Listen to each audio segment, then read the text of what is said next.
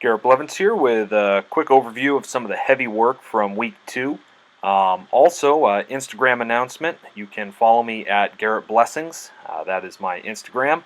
Not much up on there yet, just starting it now, but going to probably be a little bit more active there in the coming months, so be aware.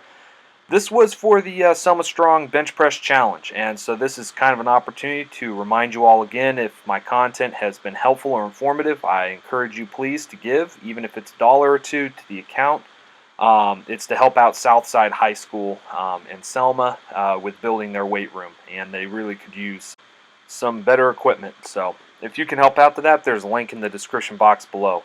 You'll see there, I am trying to make the move to hook grip, so I'm doing kind of a single each week before I end up doing my rep work with straps as back off work. Today, the first reps really felt slow. My hips were a little bit tired, but it just wasn't a great day. I've been pushing it pretty hard the last week or two, and so it's definitely been a little bit taxing for sure. This is my third week back of training, my second real week. The first week was really an introductory week. But I'm still happy with these for sets of 6. That's pretty good for me, and I didn't do really any rep work with this weight or kind of rep range lately with deadlifts. It's been a lot of singles. So I definitely have a very different reaction physically to rep work on sumo. A lot of different areas get sore and hurt. And I'm hoping that that's going to translate over to some better, higher numbers, because I have got to get my deadlift squared away. This was later the next day, actually. So I was a little tired, but I also had my workouts run into each other. My schedule got a little busy, so I would have liked to have had a day of rest in between these two, but it was not to be so. And so 5:30 here for a set of 6 on low bar. Nothing special. That's actually pretty low for how hard it felt, but I think that's due to the rep work with deadlift just the day before. Took a long time warming up on this day because my back felt tight, hips felt tight, and things just did not feel fresh. And they're not supposed to. It's not that time in the training cycle.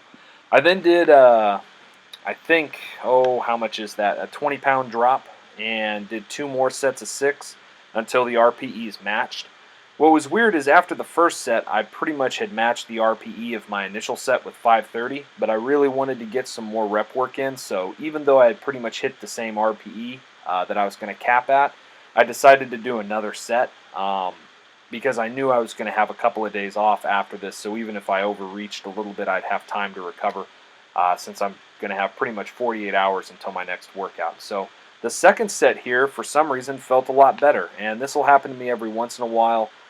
Even though I didn't really adjust my rest periods or anything, I just felt a lot better on this one. Bar moved better, speed of the reps was good, and so I was happy about that. This one turned out being probably at least 1 RPE lower than the previous back-off set, and probably a lower RPE than my initial set. So I decided to call it anyways. It was more volume than I had done the week previous, and so since it was an improvement on volume, I figured, just call it there for this week.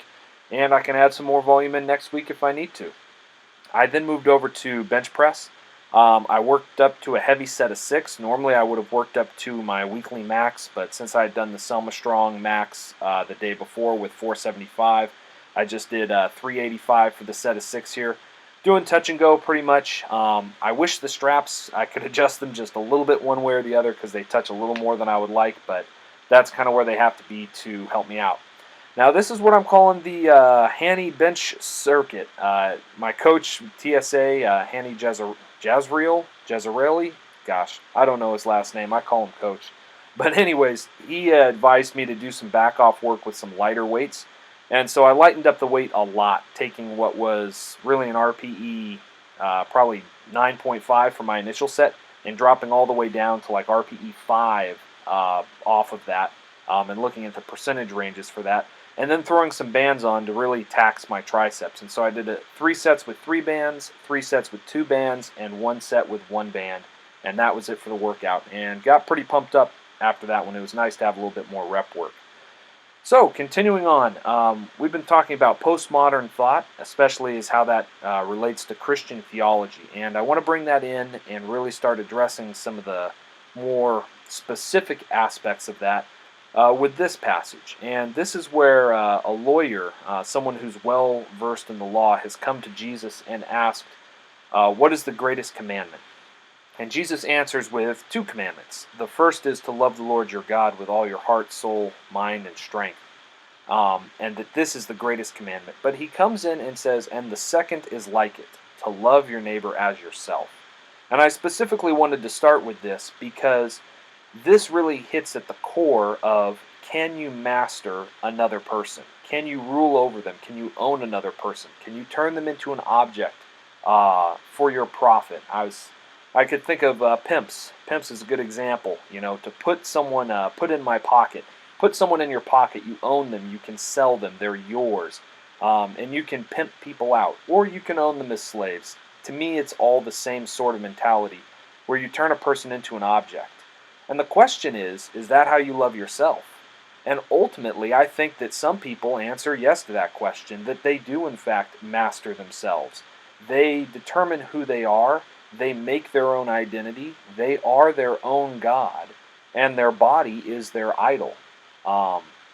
They are in charge of themselves. I don't see it that way. Um, I don't have that perspective personally. I do not believe that I am the master of my own destiny and that I get to make myself however I want to make myself. I believe that I was made. I believe that I'm a creature who has been made by God. Therefore, I don't have the right to take the role of the Creator and make myself. And therefore, I cannot master myself. Rather, God is my Lord and Savior and Master. And because of that, I don't master other people either, because I could never love them as I love myself. Since I do not master myself, I do not master them. And then the question is, well then, how do you relate to them? How do you love yourself, and how do you love another with that same measure? And I'll pick up on that in the next video.